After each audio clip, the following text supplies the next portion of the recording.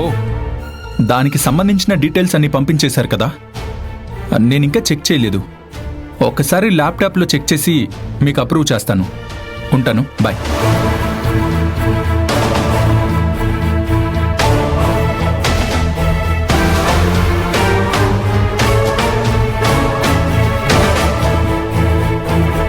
ఓ, password change చేశాను కదా.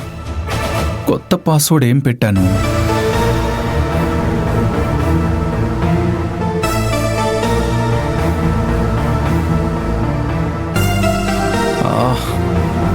కొత్త పాస్వర్డ్ మర్చిపోయానేంటి? ఇప్పుడెలా? నీలవేణికి ఏమైనా చెప్పుంటానా? ఒకసారి నీలవేణిని అడిగి చూద్దాం.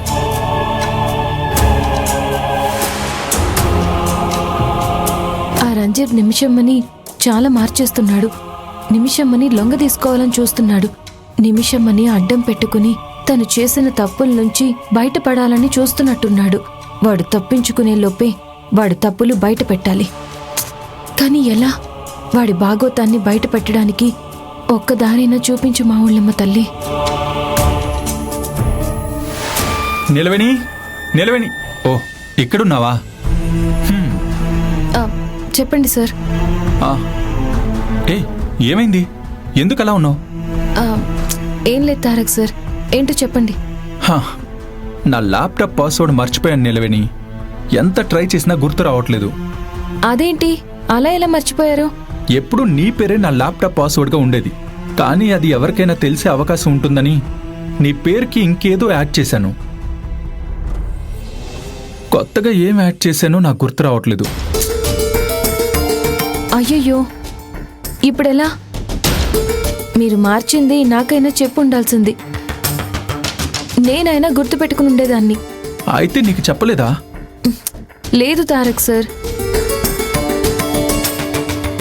ఇప్పుడెలా? ఏం చేస్తారు?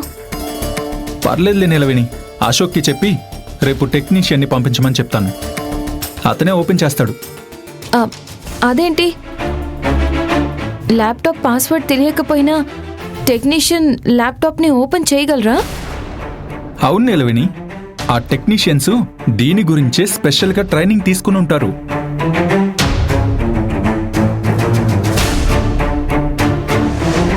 ఇక్కడేం చేస్తున్నావు? పిలిస్తే పలకవేంటి? హే, ఈ వీడియో ఏంటి మన లాన్లో కనిపిస్తుందేంటి? ఒకసారి చూపించు. ఏం లేదు బావా. వీడియో చూపించమంటే వెనకాడుతున్నావు, ఎందుకు దాచేస్తున్నావు? అయితే పని అయిపోయినట్టే తారక్ సార్. ఇదంతా అసలు ఎలా జరుగుతుందా అని తెగ ఆలోచిస్తున్నాను. ఆఖరికి ఒక దారి దొరికింది. నువ్వు ఏ విషయం గురించి మాట్లాడుతున్నావు? ఏం లేదు తారక్ సార్, ఇప్పుడు ల్యాప్టాప్ ఓపెన్ చేయడం ఈజీయే కదా, ఇక ఏ ఇబ్బంది ఉండదు అంటున్నాను, అంతే. నిలవేణి, ఏమైంది? చాలా థ్యాంక్స్. థ్యాంక్స్ దేనికి? ఏం లేదు తారక్ సార్, మీ వల్ల నాకు చాలా విషయాలు తెలుస్తున్నాయి కదా, అందుకే థ్యాంక్స్. నీలవేణి, నీలవేణికి ఇంతలోనే అంత సంతోషం తన్నుకొచ్చిందేంటి?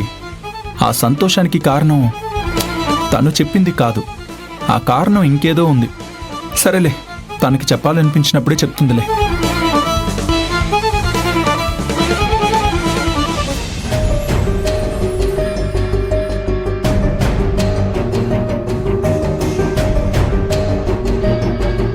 తారక్ సార్ చెప్పిన దాని ప్రకారం ఆ రంజిత్ ల్యాప్టాప్ పాస్వర్డ్ తెలియకపోయినా ఓపెన్ చేసే అవకాశం ఉంది. ఆ ల్యాప్టాప్ నా చేతికి చిక్కితే చాలు, ఈ చిక్కుముడిని ఒక్క దెబ్బతో విడదీసే దారి దొరుకుతుంది. రంజిత్ హాస్పిటల్ నుంచి తిరిగి వచ్చేలోపు ఎలా అయినా ఆ ల్యాప్టాప్ని సంపాదించాలి.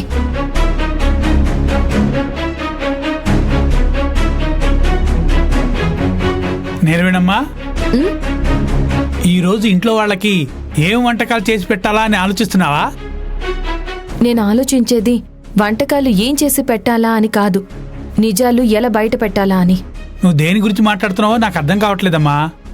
అన్నా, అర్జెంటుగా ఆ రంజిత్ రూమ్ అంతా సర్దాలి, పద వెళ్దాం.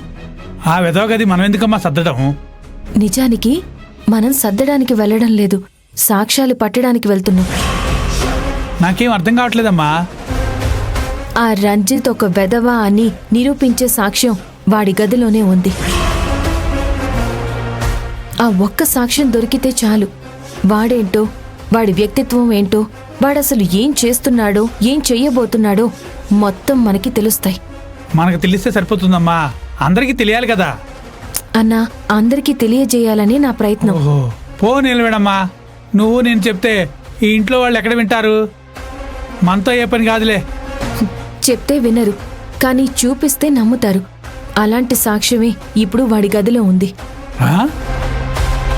ఆ ఒక్క సాక్ష్యం మనం పట్టుకోగలిగితే వాడి బండారం మొత్తం బయటపడుతుంది. నిమిషమని వాడి బారి నుంచి కాపాడే దారి మనకి దొరుకుతుందన్నా.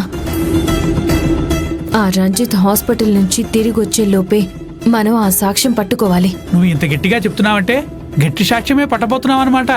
పదమ్మా వెళ్దాం. అన్నా, ఆ? కానీ ఇక్కడ ఒక చిక్కుంది. ఏంటమ్మా అది? ఇప్పుడు రంజిత్ రూంలో కాంచనమ్మ, నిమిషమ్మ ఉన్నారు. వాళ్ళుండగా మనమేమీ చేయలేము. వాళ్ళని రూంలో నుంచి పంపించాలి. అప్పుడే ఆ సాక్ష్యం మనం పట్టగలం. అయితే ఇక అంతే సంగతులు. ఆ సాక్ష్యం గురించి మర్చిపో నిలవేడమ్మా. అలా అనేస్తావేంటన్నా? మరి లేకపోతే ఇప్పుడు ఆ రూమ్కి వెళ్ళి కాంచనమ్మని, నిమిషమని మీరు బయటికి వెళ్ళండి అని చెప్తావా? 1,00,000 ప్రశ్నలు అడుగుతారు. వాళ్ళు అడిగే ప్రశ్నలకి సమాధానం చెప్పడం కన్నా కామ్గా కూర్చోవడం మేలు. దానికి నా దగ్గర ఒక ఉపాయం ఉంది. ఆ? ఏంటది?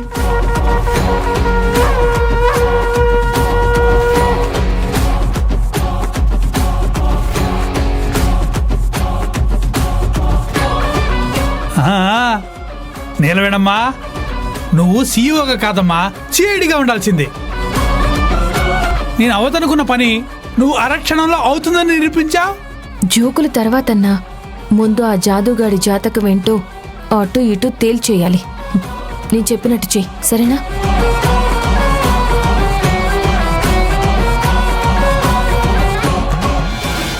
ఓ అవునా, అలాగా.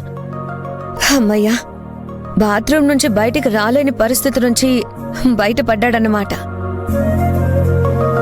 నీరంతా పోయి పాపం నీరసం అయిపోయి ఉంటాడు కదా, ఏమైపోతాడోనని ఎంత భయపడిపోయామో.